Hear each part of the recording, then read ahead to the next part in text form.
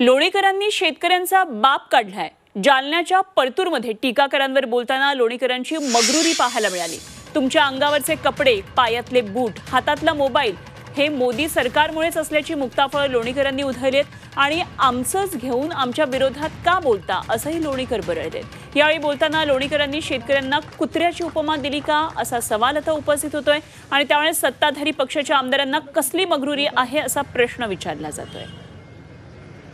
मला आपल्याला सांगायचं की कुठरवाट्यावरची चर्चा जी असते ना तर ही चर्चा ऐकूच नका, ते पाहू नका आणि आपलं डोकं खराब करून घेऊ नका। अरे ते कुठरवाट्यावर बसलेले ते 5-6 काटे 10 काटे असतात, त्याच्या माईचा पगार बबनराव लोणीकरनं केला, त्याच्या बापाचं पेन्शन बबनराव लोणीकरनं केलं।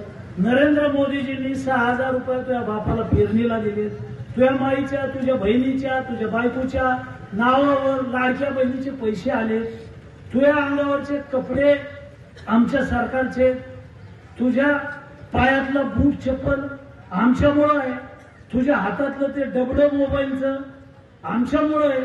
अरे आमचंच घेतो ना, आमच्याच तंगड्यावर करतो, आम्हालाच बोलतो।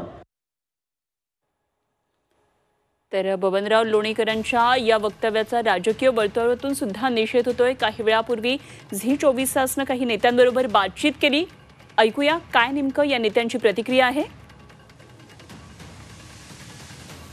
बबनराव लोणीकर असतील किंवा नव्याने शिंदे गटातले तिकडे दीक्षा घेतलेले सगळे लोक असतील, सगळ्याच लोकांनी आपल्या पाठीचा कणा हरवलेला आहे। त्यामुळे पाठीचा कणा नसलेली माणसं किती लांगुल चलन करायचं, किती भाटगिरी करायची, याच्या सगळ्या लिमिट विसरून गेलेली माणसं आहेत।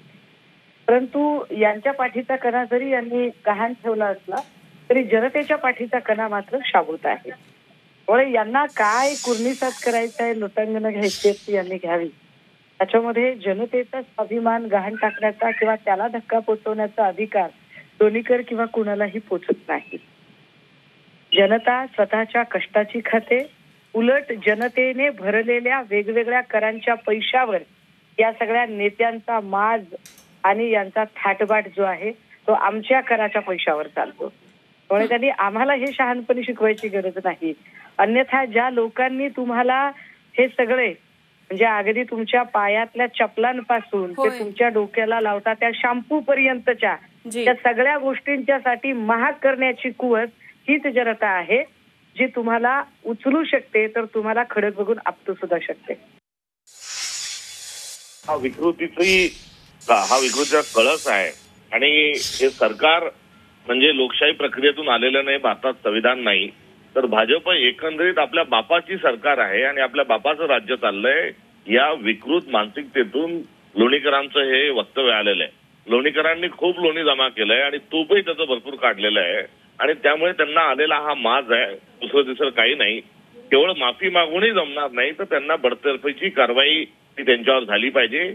असे विकृत जर स्वतःला पुढारी म्हणून घेणारे आणि संसदीय लोकप्रणालीमध्ये आमदार म्हणून जर असे आपल्या देशात जर लोक वावरत असतील तर येणारा काळ हा अराजकतेकडे घेऊन जाणारा आहे। जो देशाचा पोशिंदा आहे, जो समाजाचा पोशिंदा आहे, त्या शेतकऱ्याला जर अशा स्वरूपामध्ये जर हे त्याचा जर बाप काढत असतील तर यांचा बाप कोण आहे हे तपासण्याची आवश्यकता आहे। तर ब्रिटिशांची देशी आवृत्ती असल्याची टीका विरोधी पक्षनेते अंबादास दानवेंनी केली आहे। लोकशाहीत ही भाषा बरी नव्हे असा सल्लाही त्यांनी लोणीकरांना दिलाय। दानवेंनी ट्विट करून आपली ही प्रतिक्रिया दिली आहे। दानवेंनी या ट्विटमध्ये म्हटलेलं आहे, ही ब्रिटिशांची देशी आवृत्ती आहे।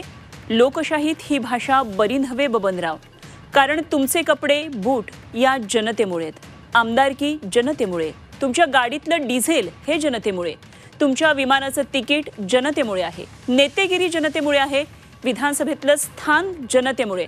यांचे हे बोल लक्षात ठेवा, निवडणूक येतेय।